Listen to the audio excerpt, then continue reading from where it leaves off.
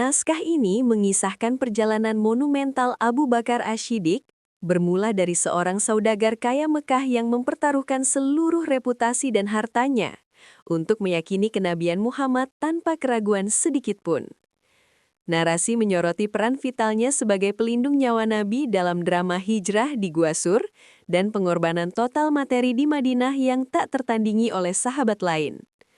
Puncak kepemimpinannya teruji saat wafatnya Nabi, di mana Abu Bakar menyelamatkan umat dari krisis akidah dan perpecahan politik, sebelum bertransformasi menjadi khalifah yang tegas menumpas pemberontakan murtad, ridah, di seluruh jazirah Arab, serta menginisiasi pengumpulan Al-Quran, meninggalkan warisan stabilitas negara dan standar moral kepemimpinan yang hidup dalam kesahajaan mutlak. Setiap sejarah punya kisah yang tak pernah diceritakan sepenuhnya. Dan disinilah kita akan membukanya bersama.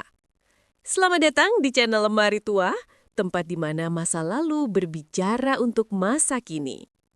Jangan lupa like, komen, share, dan subscribe supaya kamu nggak ketinggalan cerita-cerita menarik berikutnya. Siapkan sabuk pengaman, kita akan masuk ke ceritanya. Mekah, tahun 610 Masehi. Kota ini tidak pernah tidur, bukan karena lampu neon seperti zaman sekarang, tapi karena ambisi. Di siang hari, pasar-pasar Mekah berdenyut dengan aroma rempah dari Yaman dan sutra dari Syam. Di malam hari, syair-syair kepahlawanan didendangkan di sekitar api unggun, bercampur dengan bau arak dan dupa berhala. Di tengah hiruk-pikuk masyarakat jahiliyah yang memuja kekuatan fisik dan kekayaan materi, hiduplah seorang pria yang unik. Namanya Abdullah bin Abi Quwafah, yang kelak kita kenal sebagai Abu Bakar. Secara fisik, dia tidak mengintimidasi seperti Umar bin Khattab atau Hamzah. Dia kurus, kulitnya putih, pelipisnya agak cekung, dan punggungnya sedikit membungkuk, ciri khas seorang intelektual yang banyak berpikir. Matanya dalam, memancarkan kecerdasan yang tenang. Dia adalah seorang saudagar kain yang sukses. Kekayaannya ditaksir mencapai 40.000 dirham, jumlah yang fantastis di masa itu. Namun, aset terbesarnya bukanlah emas, melainkan koneksi. Abu Bakar adalah ensiklopedia berjalan bangsa Arab. Dia adalah ahli nasab atau genealogi. Dia tahu siapa ayahmu, kakekmu, sejarah klanmu, aib keluargamu, dan kemuliaan nenek moyangmu. Di masyarakat tribal di mana siapa ayahmu lebih penting dari apa keahlianmu, pengetahuan Abu Bakar adalah mata uang sosial yang tak ternilai. Karena itulah, dia dihormati. Dia duduk di Dewan Musyawarah Quraisy, suaranya didengar, dan dia tidak pernah minum khamar atau alkohol, bahkan sebelum Islam datang, karena dia menganggap mabuk itu merendahkan martabat akal. Namun, di balik kesuksesan duniawinya, Abu Bakar memiliki kekosongan. Dia dan seorang pria lain bernama Muhammad bin Abdullah atau Al-Amin memiliki frekuensi yang sama. Mereka bersahabat karib jauh sebelum wahyu turun. Keduanya sama-sama pedagang jujur, sama-sama membenci berhala, dan sama-sama mencari kebenaran yang lebih tinggi dari sekedar batu lata dan uzah. Momen yang mengubah sejarah dunia itu terjadi tanpa fanfar atau ledakan. Abu Bakar baru saja pulang dari perjalanan dagang ke Yaman. Sesampainya di Mekah, para pemuka Quraisy, Abu Jahal, Utbah bin Rabi'ah, segera mengerumuninya. "Wahai Abu Bakar," kata mereka dengan nada mengejek, "tahukah engkau apa yang dilakukan temanmu, si yatim dari Bani Hashim itu?" "Apa yang dia lakukan?" tanya Abu Bakar sambil membersihkan debu perjalanan. Dia mengklaim bahwa Jibril datang kepadanya. Dia bilang dia adalah utusan Tuhan yang membawa agama baru dan mencela Tuhan-Tuhan kita. Kau harus bicara padanya, dia sudah gila. Logika manusia normal akan bereaksi dengan skeptis. Bagaimana mungkin teman ngopi kita tiba-tiba jadi nabi? Tapi Abu Bakar memiliki logika yang berbeda, logika kepercayaan absolut. Dia tidak berdebat dengan Abu Jahal, dia langsung berlari menuju rumah Muhammad. Sesampainya di sana, dia menatap mata sahabatnya itu. Mata yang dia kenal selama 20 tahun tidak pernah berbohong bahkan untuk hal sepele sekalipun. "Wahai Muhammad," tanya Abu Bakar to the point, "benarkah apa yang dikatakan orang-orang Quraisy itu bahwa engkau menerima wahyu?" Rasulullah menatapnya dan berkata, "Benar, aku adalah utusan Allah untuk seluruh alam. Aku mengajakmu kepada Allah yang satu. Apa yang terjadi selanjutnya adalah anomali psikologis. Tidak ada permintaan bukti, tidak ada pertanyaan teologis yang rumit, tidak ada keraguan sedetik pun. Abu Bakar langsung menjawab, "Aku bersaksi bahwa engkau berkata benar. Asyhadu alla ilaha illallah wa asyhadu anna Muhammadan Rasulullah." Rasulullah sendiri di kemudian hari bersabda, "Tidak ada seorang pun yang aku ajak masuk Islam melainkan ada keraguan dan kebimbangan padanya, kecuali Abu Bakar. Dia tidak menunggu-nunggu saat aku menyampaikannya." Mengapa? Karena bagi Abu Bakar, kepribadian Muhammad adalah mujizat itu sendiri. Dia tidak butuh laut terbelah. Kejujuran Muhammad selama 40 tahun adalah bukti yang cukup. Masuknya Abu Bakar ke dalam Islam mengubah peta permainan. Jika Rasulullah adalah produk atau wahyu, maka Abu Bakar adalah marketing director pertamanya. Sebelum Abu Bakar masuk Islam, pengikut Nabi hanyalah istri beliau, Khadijah, sepupu kecil Ali, dan bekas budak Zaid. Kaum Quraisy bisa meremehkan mereka sebagai kelompok orang lemah. Tapi Abu Bakar, dia adalah bangsawan kelas atas. Setelah bersyahadat, Abu Bakar tidak diam di rumah berdoa. Dia menggunakan sosial capitalnya. Dia mendatangi teman-teman dekatnya dari kalangan elit pedagang. Dia berbisik kepada Utsman bin Affan, konglomerat, Zubair bin Awam, Tolhah bin Ubaidillah, Sa'ad bin Abi Waqqas, dan Abdurrahman bin Auf. "Kalian adalah orang-orang cerdas," kata Abu Bakar kepada mereka. "Kalian tahu batu tidak bisa berbicara. Muhammad membawa cahaya." Karena kepercayaan mereka pada integritas Abu Bakar, para raksasa ini masuk Islam. Tanpa peran Abu Bakar di hari-hari awal itu, Islam mungkin akan kehilangan tulang punggung finansial dan politiknya. Dia membawa the best ten masuk ke dalam lingkaran Islam. Namun, kontribusi Abu Bakar bukan hanya meyakinkan orang kaya, dia juga menyelamatkan orang miskin. Makkah menjadi neraka bagi budak yang masuk Islam. Bilal bin Rabah, seorang budak berkulit hitam, disiksa oleh majikannya, Umayyah bin Khalaf. Bilal dijemur di tengah padang pasir, ditindih batu besar di dadanya. Abu Bakar lewat dan melihat penyiksaan itu. Hatinya mendidih, tapi kepalanya tetap dingin. Dia tidak menyerang Umayyah dengan pedang seperti yang mungkin dilakukan Umar atau Hamzah. Dia menyerang dengan dompetnya. "Apakah kamu tidak takut pada Tuhan menyiksa orang miskin ini?" tegur Abu Bakar. Umayyah mencibir, "Kamu yang merusaknya, kamu yang selamatkan dia." "Baik," kata Abu Bakar, "tenang. Aku punya budak hitam yang lebih kuat dan lebih setia pada agamamu daripada dia. Aku tukar dengannya." Umayyah yang mata duit setuju. Transaksi terjadi, Abu Bakar memapah Bilal yang luka-luka dan berkata, "Engkau merdeka, wahai Bilal." Itu bukan kejadian satu kali. Abu Bakar menghabiskan hampir seluruh kekayaan likuidnya, 40.000 dirham itu, untuk memerdekakan budak-budak yang disiksa seperti Amir bin Fuhairah dan Zinirah. Ayahnya, Abu Quwafah yang saat itu belum masuk Islam, memarahi Abu Bakar. "Wahai ayahku, aku lihat kau memerdekakan budak-budak yang lemah. Kalau kau mau memerdekakan budak, bebaskanlah laki-laki kekar yang bisa melindungimu." Jawaban Abu Bakar adalah definisi dari keikhlasan murni. "Wahai ayahku, aku hanya menginginkan apa yang ada di sisi Allah." Abu Bakar sedang melakukan investasi kemanusiaan. Dia tidak membangun pasukan pengawal pribadi. Dia sedang membangun fondasi egalitarianisme Islam. Dia mengajarkan bahwa dalam Islam, harga diri manusia tidak ditentukan oleh status, tapi oleh iman. Puncak ujian di fase Mekah ini terjadi ketika Abu Bakar mencoba berdakwah terbuka di Masjidil Haram.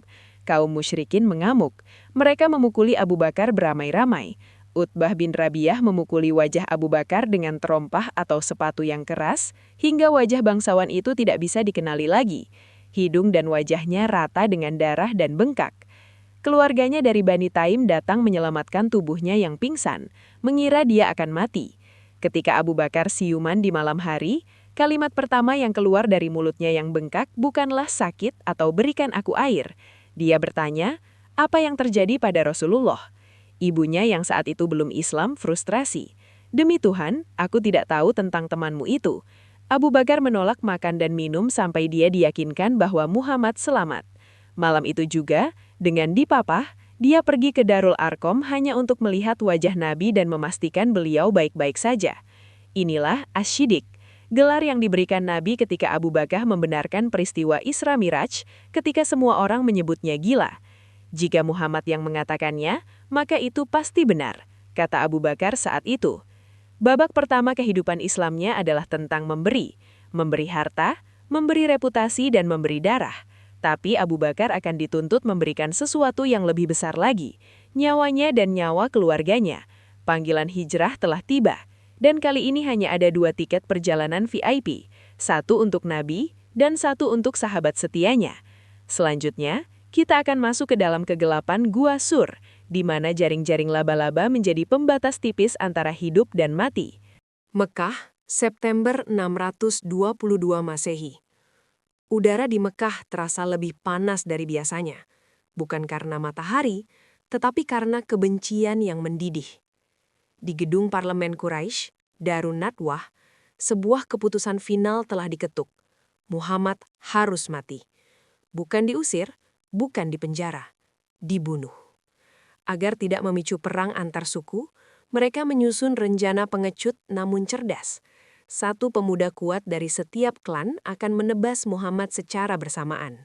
Dengan begitu, darahnya akan tertanggung oleh semua klan dan Bani Hashim tidak akan sanggup menuntut balas. Di tengah situasi genting inilah, Jibril turun membawa perintah Tuhan. Berhijrahlah. Siang itu, di waktu yang tidak lazim, saat matahari tepat di atas kepala dan orang-orang biasanya tidur siang, Rasulullah berjalan menuju rumah Abu Bakar dengan kepala tertutup kain. Ketukan di pintu itu berbeda. Abu Bakar, dengan intuisinya yang tajam, segera tahu ada sesuatu yang mendesak. "Keluarkan siapapun yang ada di sini," bisik Rasulullah. "Hanya ada 2 putriku, Asma dan Aisyah. Mereka adalah keluargamu juga, wahai Rasulullah," jawab Abu Bakar. "Allah telah mengizinkanku untuk keluar dan berhijrah," kata Nabi. Mendengar itu, Abu Bakar tidak bertanya, kapan atau kemana. Pertanyaan pertamanya adalah sebuah permohonan yang suaranya bergetar menahan harap. "As-suhbah, ya Rasulullah? Apakah aku boleh menemanimu, wahai Rasulullah?" Nabi mengangguk. "Ya, temani aku." Air mata Abu Bakar pecah. Aisyah yang saat itu masih kecil di kemudian hari berkata, "Aku tidak pernah tahu bahwa seseorang bisa menangis karena saking gembiranya sampai aku melihat ayahku menangis hari itu." Bagi Abu Bakar, menemani Nabi dalam perjalanan paling berbahaya ini bukanlah beban. Itu adalah kehormatan tertinggi hidupnya. Dia telah mempersiapkan momen ini. Selama 4 bulan terakhir, dia diam-diam memberi makan 2 unta terbaiknya dengan daun samur atau akasia agar kuat menempuh gurun. "Ambillah salah satu untaku ini, wahai Rasulullah," tawar Abu Bakar. "Aku akan mengambilnya dengan harga atau membelinya," jawab Nabi, menegaskan independensinya bahkan pada sahabat terdekatnya. Malam itu, drama pelarian bermulai. Sementara Ali bin Abi Thalib mempertaruhkan nyawanya dengan tidur di ranjang Nabi mengenakan selimut hijau beliau, sebagai decoy, Nabi dan Abu Bakar menyelinap keluar lewat pintu belakang. Mereka tidak berjalan ke utara atau arah Madinah, karena itu jalan yang diprediksi musuh. Mereka berjalan ke arah selatan menuju arah Yaman, mendaki Gunung Sur. Disinilah kita melihat kejeniusan Abu Bakar. Dia tidak bekerja sendirian. Dia mengubah seluruh keluarganya menjadi unit intelijen rahasia demi keselamatan Nabi. 1. Abdullah bin Abu Bakar, putranya, bertugas sebagai mata-mata. Siang hari dia berbaur di pasar Mekah mendengar gosip dan rencana Quraisy. Malam hari dia menyelinap ke Gua Thur untuk melapor. 2. Asma binti Abu Bakar, putrinya, bertugas sebagai manajer logistik. Dia yang membawakan makanan dan air ke gua di tengah malam, mendaki Bukit Terjal saat sedang hamil tua. 3. Amir bin Fuairah, bekas budaknya, bertugas sebagai counter intelijen. Dia mengembalakan domba di jejak kaki Abdullah dan Aisyah untuk menghapus jejak mereka di pasir agar tidak tercium pelacak jejak Quraisy. Abu Bakar telah mempertaruhkan seluruh asetnya, hartanya, anak laki-lakinya, anak perempuannya yang hamil, dan nyawanya sendiri. Tidak ada aset yang dia sisakan untuk dirinya sendiri. Perjalanan menuju Gua Thur di malam hari sangat menyiksa. Jalannya terjal, berbatu tajam dan menanjak curam. Rasulullah yang kakinya mulai terluka karena batu-batu tajam dipapah oleh Abu Bakar. Bahkan riwayat mengatakan, Abu Bakar sempat memanggul Nabi di pundaknya di bagian yang paling sulit. Dalam perjalanan, Abu Bakar bertingkah aneh. Sebentar dia berjalan di depan Nabi, sebentar di belakang, sebentar di kanan, sebentar di kiri. "Apa yang kau lakukan, wahai Abu Bakar?" tanya Nabi. "Ya Rasulullah," jawab Abu Bakar terengah-engah. "Saat aku ingat pengintai di depan, aku berjalan di depanmu. Saat aku ingat pengejar di belakang, aku berjalan di belakangmu. Aku ingin jika ada panah atau serangan, biarlah mengenai aku, bukan engkau." Sesampainya di mulut gua yang sempit dan gelap, Abu Bakar menahan Nabi. "Demi Allah, jangan masuk dulu, sampai aku memasukinya. Jika ada sesuatu, ular atau kalajengking, biar aku yang disengat bukan engkau." Abu Bakar masuk. Dia meraba-raba dalam kegelapan, dia menyapu lantai gua. Dia melihat banyak lubang-lubang kecil, potensi sarang hewan berbisa. Apa yang dia lakukan? Dia merobek serbannya, merobek jubahnya, menyumpalkan kain-kain itu ke lubang-lubang tersebut. Ketika kainnya habis, masih ada satu lubang tersisa. Abu Bakar menutup lubang terakhir itu dengan tumit kakinya sendiri. Barulah dia mempersilahkan Rasulullah masuk. Nabi yang sangat lelah meletakkan kepalanya di pangkuan Abu Bakar dan langsung tidur pulas. Di keheningan gua itu, ujian datang. Seekor hewan berbisa, riwayat menyebut ular atau kalajengking, di dalam lubang itu menggigit tumit Abu Bakar. Sengat, rasa sakit yang luar biasa menjalar ke seluruh tubuhnya. Bisa racunnya membakar darah. Secara refleks, tubuh manusia akan tersencak atau berteriak. Tapi Abu Bakar membeku. Dia tidak bergeser 1 milimeter pun. Dia menahan nafasnya, dia menggigit bibirnya sampai berdarah. Mengapa? Karena kekasih Allah sedang tidur di pangkuannya. Dia lebih rela mati keracunan daripada membangunkan Nabi yang kelelahan. Namun, rasa sakit itu memicu respons fisiologis. Air mata menetes dari mata Abu Bakar tanpa bisa ditahan. Tetes air mata yang hangat itu jatuh tepat di pipi Rasulullah. Nabi terbangun. "Apa yang terjadi padamu, wahai Abu Bakar?" Bisik Abu Bakar menahan sakit. "Aku disengat, demi ayah dan ibumu sebagai tebusanmu," kata Abu Bakar menahan sakit. Rasulullah kemudian meludah sedikit pada luka itu dan mengusapnya, dan dengan izin Allah, rasa sakit itu hilang seketika. Inilah level cinta yang sulit dipahami logika modern. Cinta Abu Bakar bukan sekedar persahabatan, itu adalah devosi total, di mana aku sudah tidak ada. Yang ada hanya dia. Jangan bersedih. 3 hari mereka bersembunyi. Kaum Quraisy panik. Mereka membuat sayembara. Siapa yang bisa membawa Muhammad, hidup atau mati, akan mendapat 100 ekor unta. Para pencari jejak, Bedouin Trackers, yang ahli, mulai menyisir gurun. Jejak kaki membawa mereka ke kaki Gunung Thur. Suara langkah kaki kuda dan gemerincing pedang terdengar mendekat. Abu Bakar bisa mendengar napas para pengejar di luar gua. Dia melihat bayangan kaki-kaki mereka mondar-mandir di depan mulut gua. Hanya jaring laba-laba tipis dan sarang burung merpati, menurut sebagian riwayat, yang memisahkan mereka dari kematian. Abu Bakar gemetar. Bukan gemetar takut mati. Dia berbisik, "Wahai Rasulullah, seandainya salah seorang dari mereka melihat ke bawah kakinya, pasti mereka akan melihat kita." Abu Bakar takut jika Muhammad terbunuh, maka cahaya Tuhan di muka bumi akan padam selamanya. Beban sejarah dunia ada di pundaknya saat itu. Di momen paling kritis itulah, Rasulullah menatap sahabatnya yang ketakutan itu dengan ketenangan samudra. Beliau mengucapkan kalimat yang kemudian diabadikan Al-Quran.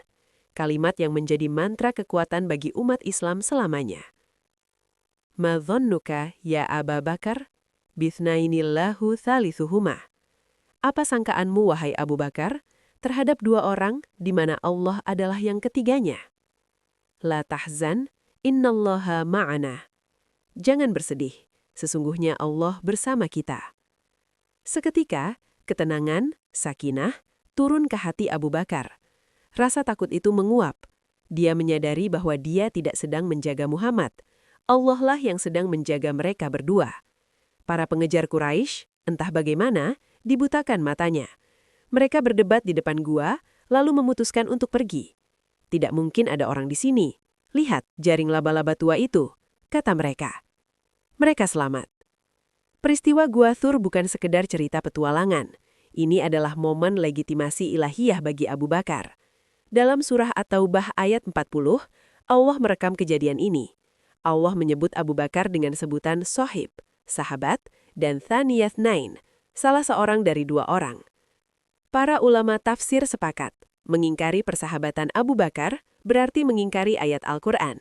Tidak ada sahabat lain, bahkan Umar, Uthman, atau Ali, yang posisinya dikunci sejelas ini dalam kitab suci. Dia adalah orang kedua. Setelah ancaman mereda, mereka keluar dari gua. Mereka menempuh perjalanan jauh memutar lewat jalur pantai yang tandus menuju Madinah, Yathrib. Dalam perjalanan itu, Abu Bakar kembali menunjukkan perannya. Setiap kali mereka bertemu orang yang mengenali Abu Bakar, karena dia pedagang terkenal, tapi tidak mengenali Muhammad, orang itu akan bertanya, "Siapa pria di depanmu itu, wahai Abu Bakar?" Abu Bakar tidak mau membocorkan identitas Nabi demi keamanan, tapi dia juga tidak mau berbohong. Maka dia menjawab dengan tauriyah, kalimat bermakna ganda. "Dia adalah penunjuk jalan bagiku." Orang mengira pria itu adalah guide gurun. Padahal maksud Abu Bakar, dia adalah penunjuk jalan menuju surga. Perjalanan hijrah berakhir dengan sambutan meriah di Madinah.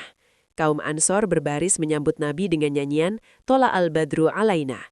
Namun, ada satu momen canggung yang manis. Banyak orang Madinah yang belum pernah melihat Nabi. Ketika Nabi dan Abu Bakar duduk beristirahat di bawah pohon, sebagian orang Ansor malah menyalami Abu Bakar dan mencium tangannya, mengira dialah sang Nabi, karena sebagian uban Abu Bakar lebih berwibawa secara usia. Menyadari kekeliruan itu, Abu Bakar tidak berkata apa-apa.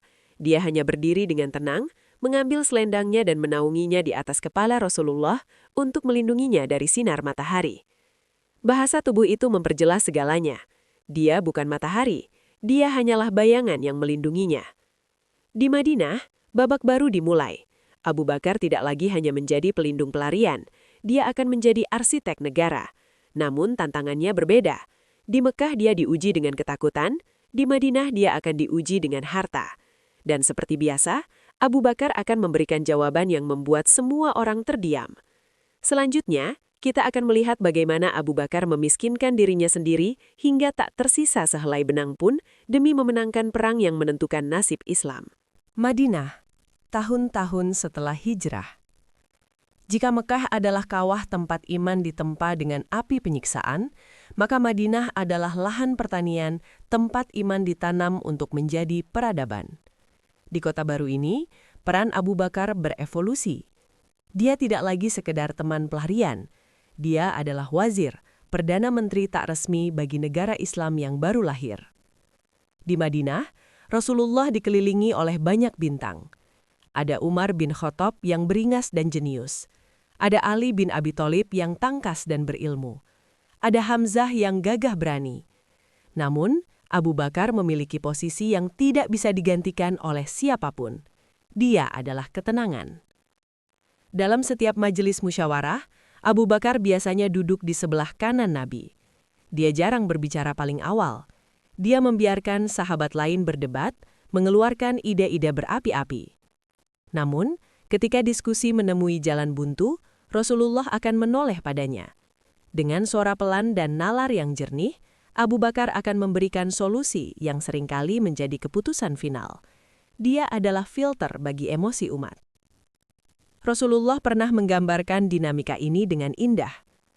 Aku memiliki dua wazir di langit, Jibril dan Mikail, dan dua wazir di bumi, Abu Bakar dan Umar. Jika Umar adalah representasi dari ketegasan hukum, maka Abu Bakar adalah representasi dari kemanusiaan dan diplomasi. Umar adalah pedang, Abu Bakar adalah sarungnya. Islam membutuhkan keduanya, tetapi sejarah mencatat bahwa sarunglah yang selalu menempel di pinggang Nabi kemanapun beliau pergi. Kita sering terjebak pada romantisasi perang fisik dalam sejarah Islam, kilatan pedang di Badar atau debu kuda di Uhud. Kita lupa bahwa perang membutuhkan biaya yang astronomis. Siapa yang membeli kuda? Siapa yang membeli baju zirah? Siapa yang menanggung makan janda-janda yang suaminya syahid? Disinilah peran raksasa Abu Bakar yang sering terlupakan. Berbeda dengan Ali atau Hamzah yang merupakan kesatria duel, Abu Bakar jarang tercatat membunuh musuh dalam duel 1 lawan 1. Perangnya ada di sektor logistik. Di Madinah, Abu Bakar kembali berdagang. Namun pola keuangannya berubah drastis. Dia seperti pipa air, bukan waduk. Uang masuk deras kepadanya, tapi langsung mengalir keluar lebih deras lagi untuk umat. Dia tidak membangun istana. Pakaiannya tetap sederhana, seringkali terlihat lusuh bagi ukuran seorang pejabat tinggi. Dia membiayai pembelian sumur, pembebasan budak yang tersisa, dan persenjataan pasukan. Ada sebuah momen di mana Rasulullah bersabda di mimbar, "Tidak ada harta siapapun yang memberikan manfaat seperti hartanya Abu Bakar." Mendengar itu, Abu Bakar menangis. Dia merasa kalimat itu terlalu memisahkan antara dirinya dan Nabi. Dengan air mata bercucuran, dia berkata, "Apakah diriku dan hartaku ini milik siapa lagi kalau bukan milikmu, wahai Rasulullah?" Bagi Abu Bakar, dia bukan menyumbang. Dia merasa dirinya hanyalah pengelola aset milik Nabi. Ini adalah tingkat fana atau peleburan ego yang tertinggi. Di antara para sahabat, ada persaingan sehat yang dikenal sebagai fastabikul khairat, yaitu berlomba dalam kebaikan. Pesaing terberat Abu Bakar tentu saja adalah Umar bin Khattab. Umar sering merasa frustasi, dalam arti positif. Setiap kali dia ingin beramal, Abu Bakar sudah mendahuluinya. "Aku ingin mengalahkan Abu Bakar sekali saja," gumam Umar suatu hari. Dia menunggu momen yang tepat. Momen itu datang pada tahun ke-9 Hijriah. Berita buruk datang dari utara. Kekaisaran Romawi atau Bizantium, adidaya militer dunia saat itu, sedang memobilisasi pasukan besar di perbatasan Syam untuk menghancurkan Madinah. Ini bukan perang antar suku, ini adalah perang melawan Amerikanya zaman kuno. Situasinya sangat buruk. Saat itu musim panas yang membakar. Buah kurma di Madinah sedang matang-matangnya, membuat orang enggan meninggalkan kebun mereka. Jarak tempuh ke Tabuk sangat jauh, yaitu sekitar 700 km. Pasukan ini disebut Jaish al-Usroh, atau pasukan kesukaran. Rasulullah berdiri di mimbar dan membuka donasi. "Siapa yang membekali pasukan ini, maka baginya surga," seru Nabi. Umar bin Khattab pulang ke rumahnya dengan senyum lebar. "Hari ini," pikir Umar, "aku memiliki harta yang banyak. Hari ini, aku akan mengalahkan Abu Bakar." Umar menghitung seluruh kekayaannya, lalu dia membaginya menjadi 2 tumpukan yang sama persis. Setengah untuk keluarganya, setengah untuk Allah. Jumlahnya sangat besar. Umar membawa harta itu ke hadapan Rasulullah dengan bangga. Nabi bertanya, "Wahai Umar, apa yang kau sisakan untuk keluargamu?" Umar menjawab mantap, "Semisal dengan ini, yaitu setengahnya, wahai Rasulullah." Nabi tersenyum dan mendoakan keberkahan baginya. Umar duduk, merasa puas. Dia yakin kali ini dia menang. Tak lama kemudian, Abu Bakar datang. Penampilannya kontras dengan tumpukan harta Umar. Abu Bakar membawa sebuah bungkusan yang berisi uang dirham, emas, dan beberapa barang berharga. Namun, yang membuat hati orang-orang terenyuh adalah pakaian Abu Bakar saat itu. Konon, dia mengenakan jubah tua yang kancing-kancingnya sudah lepas, dan dia menggantinya dengan duri tanaman untuk merekatkan kainnya. Seorang saudagar elit Mekah kini memakai baju berduri karena hartanya habis. Abu Bakar meletakkan seluruh bawaannya di pangkuan Nabi. Rasulullah bertanya dengan pertanyaan yang sama. "Wahai Abu Bakar, apa yang kau sisakan untuk keluargamu?" Suasana hening. Umar mencondongkan telinganya, ingin tahu berapa persen yang dibawa saingannya itu. Abu Bakar menjawab dengan suara pelan namun menggetarkan arsy.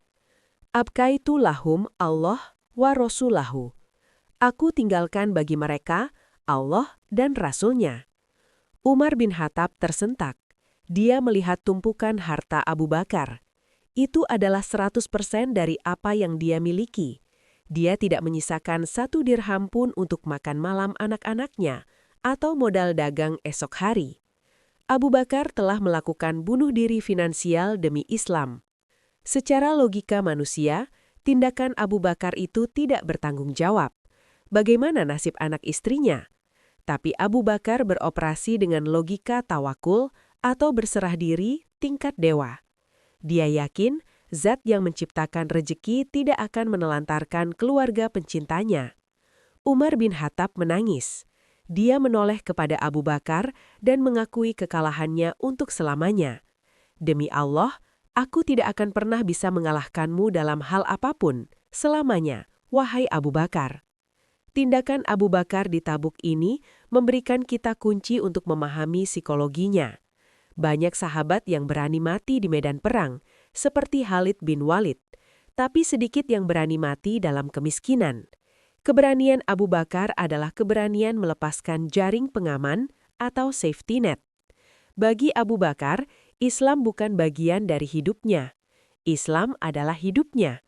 Dia menyadari bahwa pasukan Tabuk ini adalah pertaruhan terakhir. Jika Romawi menang, Islam habis. Tidak ada gunanya menyimpan harta di rumah jika agama ini musnah. Visinya bersifat totalitas. Selain itu, ini menunjukkan kepercayaan penuhnya kepada manajemen Rasulullah. Dia tahu bahwa di tangan Nabi, hartanya akan menjadi abadi. Seperti yang dia katakan di awal keislamannya, "Aku membeli kebenaran." Di Tabuk, dia melunasi pembayarannya. Pengorbanan di Tabuk menjadi salah satu puncak amal Abu Bakar. Setahun kemudian, pada tahun 10 Hijriah, tanda-tanda perpisahan mulai muncul. Rasulullah mengutus Abu Bakar untuk memimpin rombongan haji atau Amirul Hajj yang pertama dalam Islam, sebelum Nabi sendiri berhaji, Haji Wada. Ini adalah sinyal politik yang kuat. Nabi sedang melatih Abu Bakar untuk memimpin umat dalam ibadah, posisi paling sakral dalam masyarakat religius. Saat Haji Wada atau haji perpisahan, turunlah ayat, "Pada hari ini telah kusempurnakan untuk kamu agamamu." Surat Al-Maidah ayat 3. Sebagian besar sahabat bergembira, mengira ini adalah tanda kemenangan. Agama sudah sempurna, tugas selesai. Tapi Abu Bakar, dia menangis terseduh-seduh. Para sahabat bingung, kenapa kau menangis di hari bahagia ini? Abu Bakar dengan ketajaman intuisinya menjawab, jika sesuatu telah sempurna, maka yang datang setelahnya adalah pengurangan, perpisahan. Ini adalah berita kematian Rasulullah. Abu Bakar satu-satunya yang paham bahwa tugas Nabi di dunia sudah selesai. Dan jika tugas selesai, sang utusan akan dipanggil pulang. Firasat Abu Bakar benar. Sepulang dari Haji Wada, kesehatan Rasulullah mulai menurun.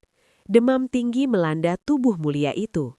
Di hari-hari terakhirnya, Nabi tidak sanggup lagi memimpin sholat di masjid.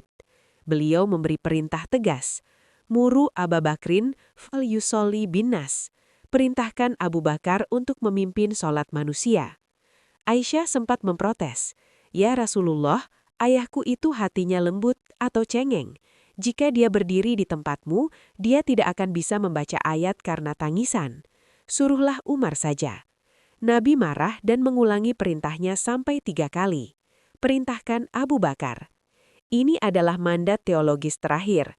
Nabi menempatkan Abu Bakar sebagai imam sholat. Dalam logika masyarakat Islam, imam sholat adalah simbol pemimpin komunitas. Abu Bakar berdiri di mihrab Nabi dengan hati yang hancur. Dia memimpin sholat sambil menahan tangis, menyadari bahwa bayangan kematian sedang mengintai kekasih hatinya. Selanjutnya, kita akan menyaksikan hari paling gelap dalam sejarah Islam. Hari Senin, 12 Rabiul Awal, hari di mana Umar bin Khattab kehilangan akalnya dan dunia seakan kiamat. Di tengah badai histeria itu, Abu Bakar, pria lembut yang sering menangis itu, harus berdiri tegak menjadi satu-satunya pilar yang menahan langit agar tidak runtuh. Madinah, Senin, 12 Rabiul Awal 1100 Hijriah, Juni 632 Masehi. Pagi itu dimulai dengan harapan palsu yang memabukkan. Saat sholat subuh, ketika Abu Bakar sedang memimpin jamaah, menggantikan Nabi yang sakit, tirai kamar Aisyah yang menghadap ke masjid tiba-tiba tersingkap. Wajah Rasulullah muncul di balik tirai. Pucat, namun tersenyum cerah melihat umatnya bersatu dalam sholat. Para sahabat nyaris membatalkan sholat mereka karena kegirangan. "Rasulullah sembuh," bisik hati mereka. Abu Bakar bahkan mundur ke belakang untuk memberi tempat, mengira Nabi akan keluar memimpin sholat. Namun, Nabi memberi isyarat tangan, "Lanjutkan sholat kalian." Tirai tertutup kembali. Senyum terakhir itu menipu semua orang, termasuk Abu Bakar. Mengira masa kritis telah lewat, Abu Bakar meminta izin kepada putrinya, Aisyah, untuk pergi ke rumah istrinya yang lain di Al-Sun, pinggiran Madinah. "Pergilah ayah," mungkin begitu pikir mereka. Rasulullah sudah membaik. Namun itu adalah ketenangan sebelum badai terbesar dalam sejarah Islam. Matahari mulai meninggi, panas gurun menyengat, di dalam kamar Aisyah, napas manusia paling mulia itu mulai memberat. Beliau bersandar di dada Aisyah, bersiwak untuk terakhir kalinya, lalu menunjuk ke langit dan berbisik, "Ar-Rafiq al-A'la, teman yang tertinggi." Tangan beliau terkulai. Rasulullah wafat. Kabar itu meledak seperti petir di siang bolong. Tangisan pecah dari kamar-kamar istri Nabi, Ummahatul Mukminin. Suara itu menjalar ke masjid, lalu ke pasar, lalu ke seluruh lorong Madinah. Rasulullah telah wafat. Reaksi umat Islam saat itu terbagi dua, kelumpuhan dan penyangkalan. Utsman bin Affan terduduk membisu seperti orang linglung yang kehilangan kemampuan bicara. Ali bin Abi Thalib mengunci diri di rumah Fatimah, tenggelam dalam duka.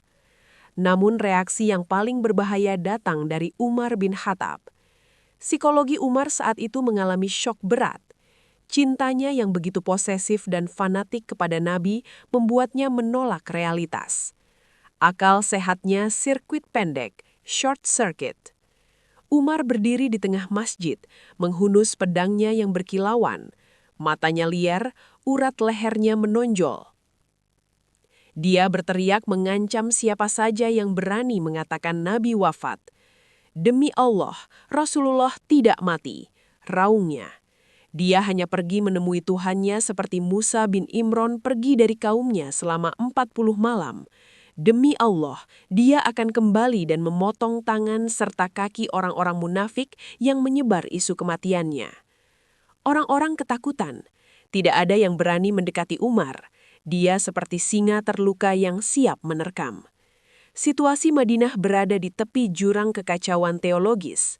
Jika Nabi tidak mati, lalu apa yang terjadi? Apakah agama ini ilusi? Di Al-Sun, berita itu sampai ke telinga Abu Bakar. Tanpa berkata-kata, dia memacu kudanya kembali ke pusat kota. Dia masuk ke masjid, melewati kerumunan orang yang menangis dan mengabaikan Umar yang sedang berteriak-teriak. Fokus Abu Bakar hanya satu, kamar Aisyah. Dia masuk. Dia melihat tubuh yang ditutupi kain bermotif Yaman, hibroh. Dengan tangan gemetar namun hati yang tabah, Abu Bakar menyingkap kain penutup wajah Nabi. Wajah itu tenang, seperti sedang tidur. Cahaya kenabian masih tersisa di sana. Abu Bakar menunduk. Dia mencium kening sahabat sejatinya itu. Air matanya menetes jatuh ke wajah Nabi. Lalu dia mengucapkan kalimat perpisahan yang penuh tauhid sekaligus cinta. "Demi ayah dan ibuku sebagai tebusanmu, Allah tidak akan mengumpulkan dua kematian padamu. Kematian yang telah ditetapkan Allah bagimu, kini telah engkau rasakan. Engkau begitu indah saat hidup dan begitu indah saat mati." Dia menutup kembali wajah itu. Momen ini penting secara psikologis. Abu Bakar memvalidasi kematian itu secara empiris, menyentuh dan melihat. Dia tidak lari dari kenyataan. Dia memproses dukanya dengan cepat, lalu segera beralih mode pemimpin. Abu Bakar keluar dari kamar. Umar masih berpidato dengan berapi-api, mengintimidasi massa. "Duduklah, wahai Umar," perintah Abu Bakar pelan. Umar menolak. Dia terus berteriak. "Duduklah," kata Abu Bakar lebih tegas. Umar tetap tidak mau berhenti. Melihat Umar tidak bisa ditenangkan, Abu Bakar berpaling darinya dan mulai berbicara kepada orang banyak. Karisma ketenangan Abu Bakar menarik perhatian massa. Mereka meninggalkan Umar yang emosional dan berkumpul mendengarkan Abu Bakar. Dengan suara yang jernih, Abu Bakar mengucapkan proklamasi teologis terpenting pasca wahyu. Amma ba'du, barang siapa di antara kalian menyembah Muhammad, maka sesungguhnya Muhammad telah mati. Dan barang siapa menyembah Allah, maka sesungguhnya Allah maha hidup dan tidak akan pernah mati.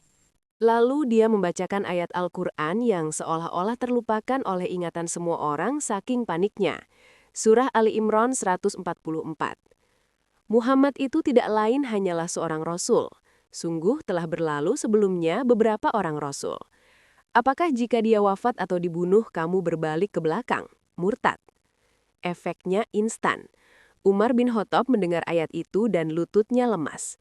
Pedang di tangannya terlepas. Tubuh raksasanya ambruk ke tanah. Demi Allah, kata Umar kemudian, seakan-akan aku baru mendengar ayat itu turun hari ini. Abu Bakar telah melakukan penyelamatan akidah. Dia memisahkan antara figur, Muhammad, dan pesan, Islam. Dia menegaskan bahwa Islam adalah penyembahan kepada Tuhan yang abadi, bukan kultus individu. Tanpa ketegasan Abu Bakar hari itu, Islam mungkin akan berubah menjadi agama yang menuhankan Muhammad atau bubar sama sekali karena kehilangan sosok sentral. Namun jenazah Nabi belum dimandikan, krisis lain meledak. Kabar datang bahwa kaum Ansor, penduduk asli Madinah, sedang berkumpul di balai pertemuan Sakifah Bani Sa'idah. Agendanya, memilih pemimpin baru dari kalangan mereka sendiri. Mereka merasa berhak karena merekalah yang menolong Nabi. Calon mereka adalah Sa'ad bin Ubadah. Ini adalah bahaya besar. Jika Ansor memilih pemimpin sendiri, kaum Muhajirin, Mekah, pasti akan memilih pemimpin sendiri. Umat akan terpecah dua. Perang saudara di depan mata. Abu Bakar menyadari bahaya ini. Dia, Umar, dan Abu Ubaidah bin Jarrah bergegas lari menuju Sakifah. Mereka meninggalkan jenazah Nabi yang sedang diurus oleh keluarga terdekat, Ali dan Abbas. Tindakan ini sering disalahpahami oleh kritikus sejarah sebagai ambisi kekuasaan. Padahal ini adalah tindakan darurat. Jika Abu Bakar tidak ke Sakifah, Madinah akan banjir darah sebelum matahari terbenam. Di Sakifah suasana panas. Seseorang dari Ansor berteriak, "Minna amir wa minkum amir." Satu pemimpin dari kami, satu pemimpin dari kalian. Ini adalah resep kehancuran negara kesatuan. Umar bin Khattab sudah siap meledak dengan pidato keras yang telah ia susun di kepalanya. Tapi Abu Bakar menahannya. "Diamlah, wahai Umar," katanya. Abu Bakar maju dengan gaya diplomatiknya yang elegan. Pertama, dia memuji kaum Ansor setinggi langit. Dia mengakui jasa mereka menampung Islam. Ini menurunkan tensi. Kedua, dia masuk ke argumen sosiologis yang realistis. Bangsa Arab tidak akan tunduk kecuali kepada klan Quraisy ini, Muhajirin, karena mereka adalah poros bangsa Arab secara nasab dan kedudukan.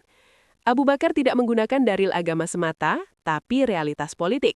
Lalu dia melakukan manuver kerendahan hati yang mengejutkan. Dia memegang tangan Umar di kirinya dan tangan Abu Ubaidah di kanannya. "Aku rela kalian memilih salah satu dari dua orang ini," kata Abu Bakar. "Berbaiatlah kepada siapa yang kalian suka."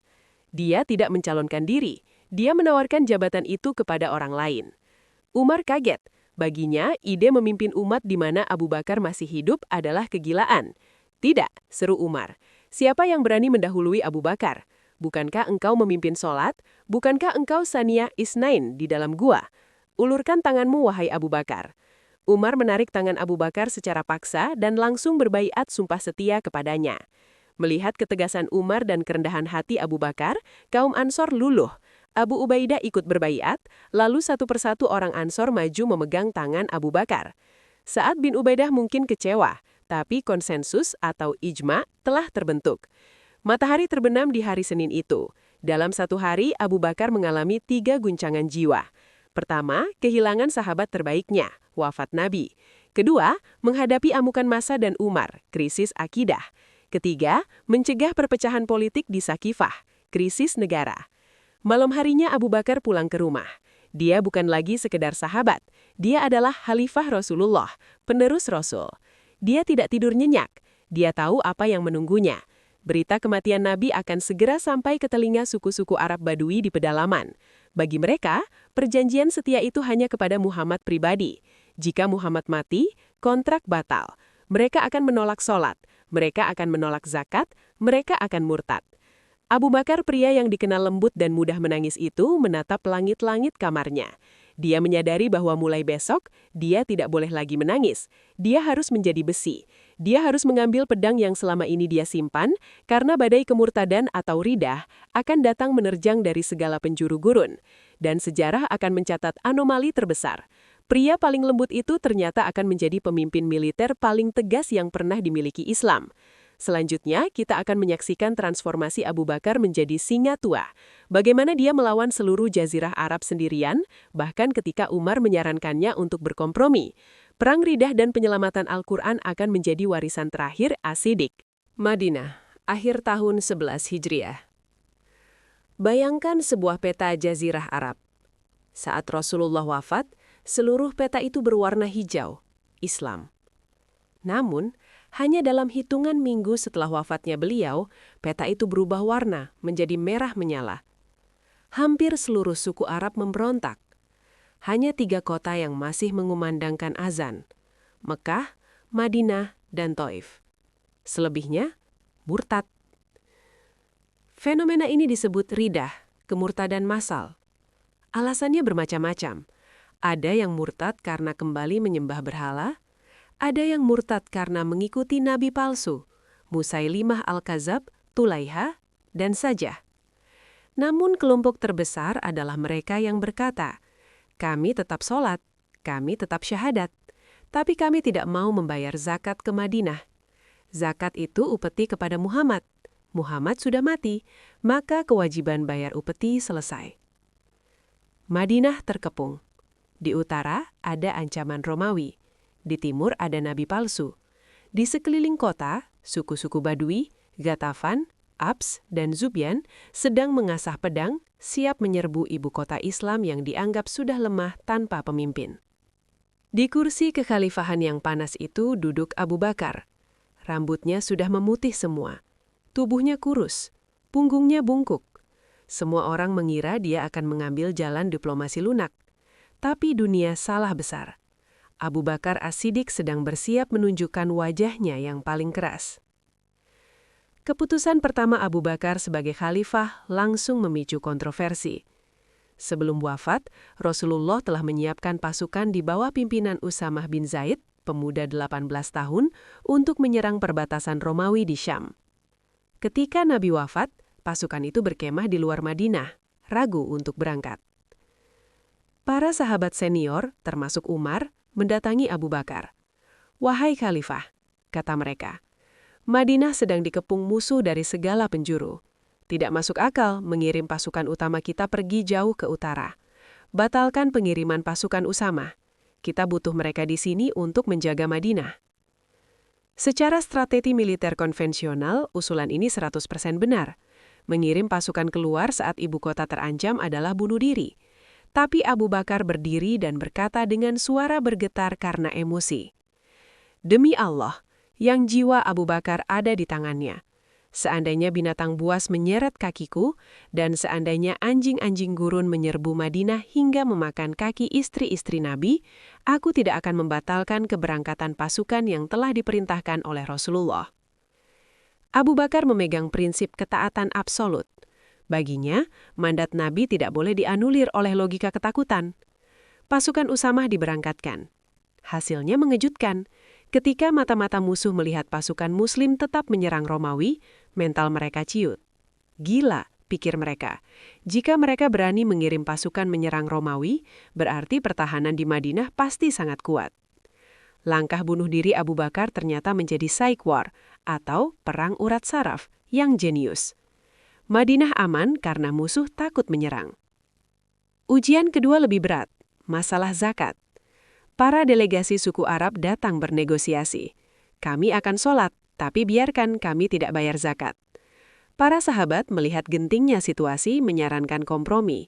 Bahkan Umar bin Khattab yang biasanya keras, kali ini melunak. Wahai Abu Bakar, kata Umar, bersikaplah lembut pada mereka. Bagaimana engkau akan memerangi orang yang mengucapkan la ilaha illallah hanya karena urusan harta? Abu Bakar meledak. Untuk pertama dan terakhir kalinya dalam sejarah, Abu Bakar membentak Umar bin Khattab. Dia mencengkram jubah Umar dan berkata, "Wahai Ibnu Khattab, engkau begitu garang di masa jahiliyah. Kenapa sekarang jadi pengecut di masa Islam? Wahyu telah terputus, agama telah sempurna. Apakah agama ini akan dikurangi ajarannya sementara aku masih hidup?" Lalu keluarlah sumpah legendarisnya. "Demi Allah, jika mereka menolak menyerahkan seutas tali pengikat unta yang dulu mereka bayarkan kepada Rasulullah, aku akan memerangi mereka karena penolakan itu. Zakat adalah hak harta. Demi Allah, aku akan perangi siapapun yang memisahkan antara sholat dan zakat." Umar terdiam. Kemudian dia berkata, "Saat aku melihat Allah telah melapangkan dada Abu Bakar untuk berperang, aku tahu itu adalah kebenaran." Ini adalah momen penyelamatan syariat. Jika Abu Bakar berkompromi hari itu, Islam mungkin hanya akan menjadi ritual spiritual pribadi, sholat saja, bukan sebuah sistem sosial ekonomi, negara. Abu Bakar memastikan Islam tetap utuh sebagai agama dan peradaban. Perang Riddah pun pecah. Abu Bakar membagi pasukan menjadi 11 panji, disebar ke seluruh penjuru Arab. Dia tidak memimpin langsung di lapangan, karena dilarang oleh Ali dan para sahabat demi keselamatan negara. Tapi dia adalah otak strateginya di Madinah. Dia menunjuk Khalid bin Walid sebagai ujung tombak. Pertempuran paling brutal terjadi di Yamamah, melawan Musailimah al-Kadzab, si nabi palsu. Musailimah memiliki pasukan 40.000 orang, jauh lebih besar dari pasukan Khalid. Dia juga didukung fanatisme kesukuan yang buta. Pertempuran di kebun kematian atau Hadikat al-Maut berlangsung sangat sadis. Ribuan Muslim syahid. Namun, berkat strategi Khalid dan keberanian para sahabat, Musailimah akhirnya tewas di tangan Wahsy, orang yang sama yang membunuh Hamzah, kini menebus dosanya. Dalam waktu kurang dari 2 tahun, Abu Bakar melakukan yang mustahil. Dia menyatukan kembali seluruh jazirah Arab di bawah satu bendera. Pemberontakan padam. Islam selamat dari kepunahan dini. Kemenangan di Yamamah membawa duka terselubung. Sekitar 70 hingga 700, menurut riwayat berbeda, penghafal Al-Quran gugur syahid. Umar bin Khattab melihat bahaya besar. Al-Quran saat itu belum dibukukan menjadi satu mushaf. Ayat-ayat tertulis di pelepah kurma, kulit hewan, dan batu kipih yang tersebar di rumah-rumah sahabat. Jika para penghafal mati, Al-Quran bisa hilang. Umar mendatangi Abu Bakar. "Wahai Khalifah, perang telah memakan banyak qori. Aku usul agar engkau mengumpulkan Al-Quran." Awalnya Abu Bakar menolak. Sifat dasarnya yang konservatif atau ittiba membuatnya takut melakukan hal baru atau bid'ah yang tidak dilakukan Nabi. "Bagaimana aku melakukan sesuatu yang tidak dilakukan Rasulullah?" tanya Abu Bakar. "Demi Allah, ini adalah kebaikan," desak Umar terus-menerus. Akhirnya Allah membuka hati Abu Bakar. Dia memanggil Zaid bin Sabit, penulis wahyu utama. Zaid pun awalnya menolak dengan alasan yang sama. Abu Bakar dan Umar meyakinkannya.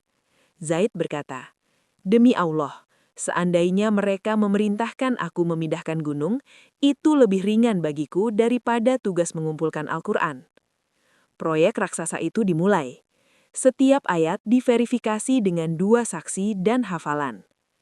Hasilnya adalah kumpulan lembaran atau suhuf yang disimpan di rumah Abu Bakar. Inilah cikal bakal Al-Quran yang kita baca hari ini. Tanpa keputusan Abu Bakar atas desakan Umar hari itu, mungkin kita tidak akan memiliki kitab suci yang utuh. 2 tahun 3 bulan, hanya itulah durasi kekhalifahan Abu Bakar. Sangat singkat tapi padat karya. Pada Jumadil akhir tahun 13 Hijriah, Abu Bakar jatuh sakit.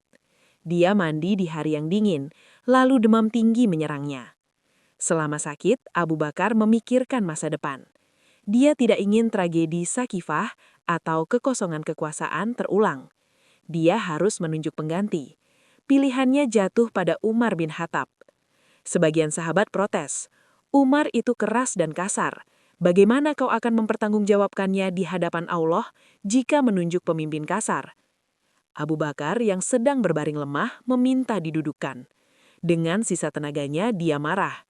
Apakah kalian menakut-nakuti aku dengan Allah? Aku akan katakan pada Tuhan nanti, aku telah mengangkat orang terbaik di antara hambanya untuk memimpin mereka. Abu Bakar mendiktekan surat wasiat penunjukan Umar. Transisi kekuasaan berjalan mulus tanpa konflik. Ini adalah hadiah stabilitas terakhir Abu Bakar untuk umat.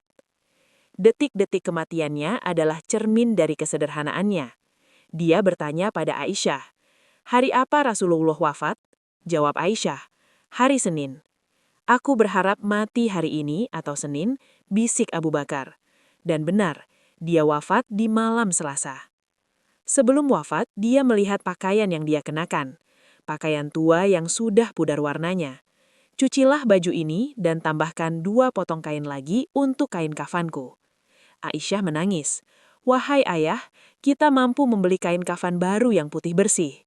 Abu Bakar tersenyum lemah dan berkata, "Orang yang masih hidup lebih membutuhkan baju baru daripada orang mati. Kain kafan ini hanya akan menjadi nanah dan tanah."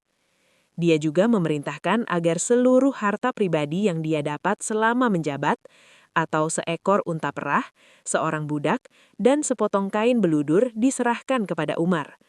"Aku tidak mau membawa harta umat sedikit pun." Ketika barang-barang itu diantar ke Umar, Umar menangis dan berkata, "Wahai Abu Bakar, engkau telah membuat orang-orang setelahmu kepayahan untuk meniru standarmu." Abu Bakar dimakamkan di kamar Aisyah. Sesuai wasiatnya, lubang kuburnya digali tepat di samping makam Nabi Muhammad.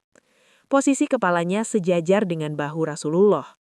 Bahkan di dalam tanah, dia tetap menjaga adabnya. Berada dekat dengan Nabi, namun sedikit di belakang, seperti seorang pengawal setia yang tidak mendahului tuannya. Sejarah mencatatnya sebagai asidik. Dia bukan pria dengan otot kawat seperti Hamzah. Dia bukan orator berapi-api seperti Umar. Dia hanyalah seorang pedagang kurus yang memiliki hati seluas samudra. Namun ketika badai menghantam dan pilar-pilar bumi berguncang, pedagang kurus inilah yang menahan langit Islam agar tidak runtuh, sendirian. Dia adalah yang pertama masuk Islam. Dia adalah yang menemani di gua. Dia adalah yang membenarkan Isra Miraj. Dia adalah yang memberikan seluruh hartanya. Dia adalah yang menyelamatkan akidah saat Nabi wafat. Dan dia adalah yang menyatukan kembali Jazirah Arab. Tugas selesai. Sang sahabat setia telah pulang menemui kekasihnya. Kisah Abu Bakar As-Siddiq adalah monumen abadi tentang kekuatan keyakinan yang melampaui logika transaksional manusia. Dari seorang saudagar elit Mekah yang hidup nyaman, ia memilih jalan terjal untuk menjadi sosok pertama yang membenarkan kebenaran saat dunia mengingkarinya. Dedikasinya bukan sekadar persahabatan, melainkan peleburan ego yang total. Ia rela menghabiskan seluruh kekayaannya hingga mengenakan jubah berkancing duri dan mempertaruhkan nyawa keluarganya dalam drama pengepungan di Gua Sur, membuktikan bahwa aset terbesar dalam perjuangan Islam bukanlah pedang yang tajam, melainkan hati yang tak pernah ragu. Peran sejarahnya mencapai puncak justru di saat-saat paling kritis, ketika wafatnya Nabi mengguncang sendi-sendi akidah dan politik umat. Abu Bakar tampil sebagai jangkar rasionalitas yang menyelamatkan Islam dari kehancuran kultus individu dan disintegrasi negara akibat kepanikan massal. Transformasinya dari pribadi yang lembut dan perasa menjadi panglima besi yang tanpa kompromi menumpas badai kemurtadan, ridah, di seluruh Jazirah Arab menunjukkan kualitas kepemimpinan langka. Kemampuan untuk bersikap keras demi prinsip syariat namun tetap tawaduh dalam memegang kekuasaan duniawi. Pada akhirnya, warisan terbesar Abu Bakar bukanlah sekadar penyatuan Jazirah Arab atau inisiasi pengumpulan Al-Quran, melainkan standar moralitas pemimpin yang ia tinggalkan. Ia wafat tanpa mewariskan dinasti atau harta, hanya selembar kain kafan tua dan wasiat agar seluruh aset negara dikembalikan kepada penggantinya. Posisinya yang dimakamkan tepat di samping bahu Rasulullah menjadi simbol abadi dari gelarnya sebagai Saniyat Isnain, orang kedua dari dua orang. Ia hidup sebagai bayangan yang melindungi sang nabi dan wafat dalam keabadian sebagai sahabat setianya yang tak terpisahkan. Temukan kisah tak terungkap tentang bagaimana seorang saudagar kaya rela mengenakan jubah berkancing duri demi cintanya pada sang nabi. Naskah ini bukan sekedar biografi, melainkan perjalanan emosional orang kedua yang menyelamatkan Islam dari kehancuran total saat dunia gelap gulita ditinggal wafat Rasulullah. Dari ketegangan mencekam di Gua Thur hingga ketegasan besinya melawan badai kemurtadan satu benua, selami rahasia hati manusia yang imannya tak pernah goyah walau sedetik. Baca kisah epik persahabatan paling tulus yang pernah dicatat sejarah ini sekarang juga. Komen di kolom komentar bagian mana yang menurutmu menarik. Di video selanjutnya kita akan memuat sejarah-sejarah yang mungkin belum kalian tahu atau kalian punya ide cerita sejarah yang menurut kalian menarik dan asik untuk kita telusuri. Pastikan kamu sudah subscribe agar tidak ketinggalan. Sampai jumpa di cerita sejarah lainnya.